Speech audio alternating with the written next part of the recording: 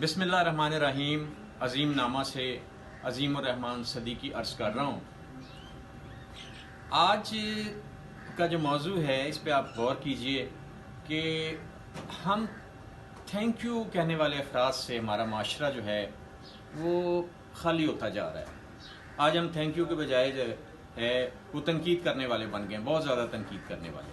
تو جناب تھینک لیس پرسنس نہیں بننا، ہم نے تھینک یو کہنے والا بننا ہے۔ آج اگر ایک چوک میں ٹریفک پولیس کا سپاہی اگر ڈیوٹی دے رہا ہے، اگر اس کو ہم کو ایک پھول دے کے کہیں تھینک یو تو کتنا خوش ہو جائے گا اور اپنی ڈیوٹی کتنی خوش اسلوبی سے سر انجام دے گا۔ اسی طرح ایک ڈاکٹر کو، ایک نرس کو، کوئی بھی ایک رکشے والا، کسی کا بھی اگر ہم تھینک یو کر دیں وہ کتنا خوش ہو جاتا ہے۔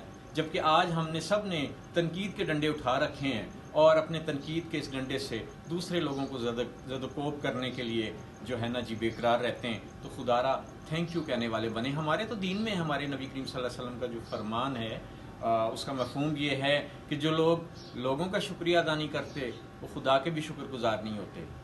تو ہمیں آج شکریہ ادا کرنا چاہیے۔ شکر کرنے والی قوم، اللہ کے بعد ہمیں ان لوگوں کا بھی شکر ادا کرنا چاہیے جو خدمت سر انجام دے رہے ہیں۔ بہت شکریہ۔